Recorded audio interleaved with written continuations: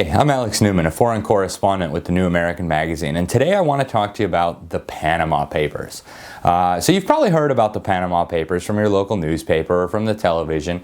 Essentially, a so-called whistleblower, and I should say self-styled whistleblower, leaked millions of documents from a Panamanian law firm to the media and to a George Soros and Rockefeller-funded investigative journalism group. Now, these are millions of files with private information on people all over the world. Now, that includes a lot of businessmen and honest people, and it also includes dictators and politicians and corrupt judges from some countries. So what happened in a nutshell is millions of these documents were leaked to some journalists around the world, and they worked to put together some stories about what had happened here. Now, it's important to say, I think, at the outset that some of the revelations here are interesting, and there are some real scandals released as part of this massive dump of private documents and private information. What I thought was most interesting was that there are hundreds and hundreds of crooked dictatorships, politicians, judges, bureaucrats, and all sorts of different people who are using their so-called public service to rob the public, right? And so, everybody knew that this was going on a massive scale all over the world. You have all kinds of corrupt officials from Latin America, from Africa, from the United States, from Europe, involved in embezzling money. It seems like the Communist Party of China is the most highly implicated, so that's interesting. But unfortunately, the scandal that was manufactured by the media has turned into a circus demanding an end to all financial privacy around the world. So now here we have a real problem. What happened with these leaks is that you had some people and some companies who were allegedly trying to avoid taxes. Now, I need to clarify here the difference between tax avoidance and tax evasion. Tax avoidance is something that's very desirable. The less money that politicians have to waste on government programs and wars and spying and violations of your rights, the better off we all are. The more money that remains in the private sector to be invested in companies, in technology, in job growth, even in consumer spending, the better off we all are.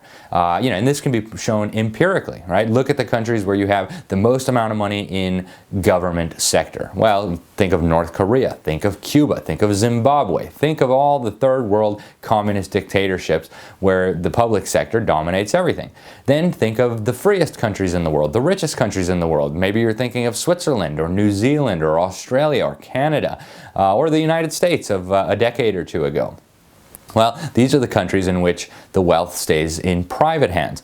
Now, tax avoidance is when people take legal, and that's the key word here, legal steps to reduce or minimize their tax burden. This is something every single one of us does. If you claim deductions on your tax return, if you organize your affairs in such a way that you have to pay less taxes than you would otherwise, then you're engaged in tax avoidance. And there's absolutely nothing wrong with tax avoidance. Tax avoidance is a desirable thing.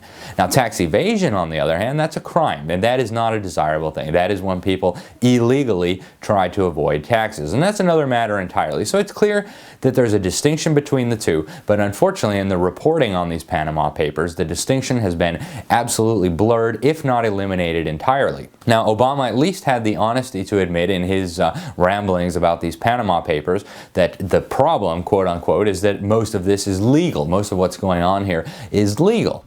In the news over the last couple of days, we've had another reminder in this big dump of data coming out of Panama that tax avoidance is a big global problem.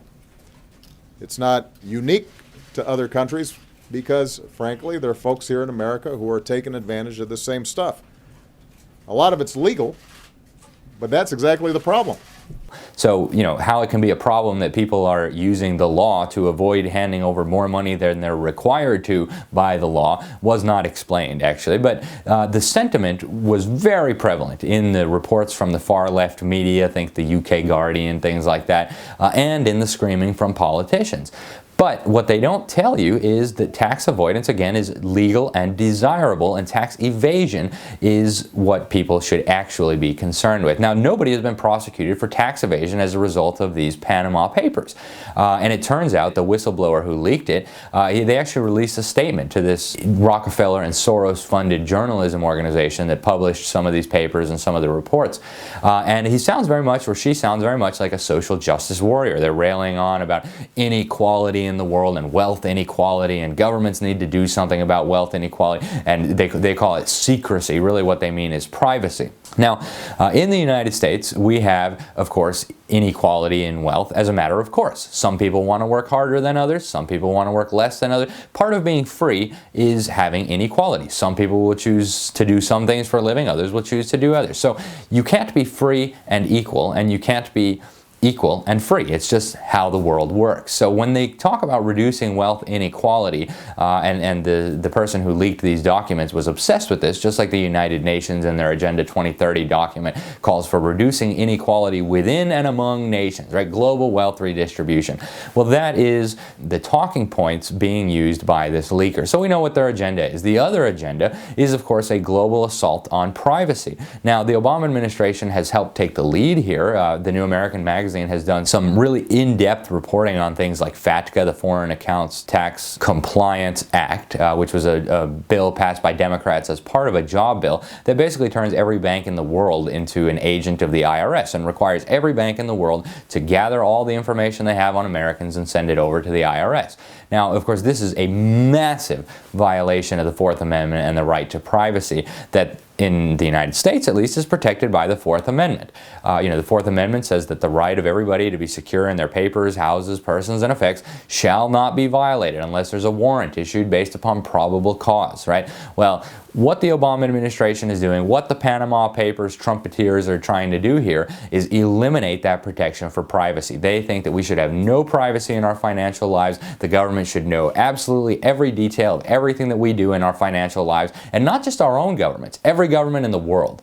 And that is really what these Panama Papers, what the pseudo-scandal that they've manufactured is all about. They want to abolish the right to privacy around the world so that governments and regional institutions and even the institutions of global governance can monitor and track everything we do.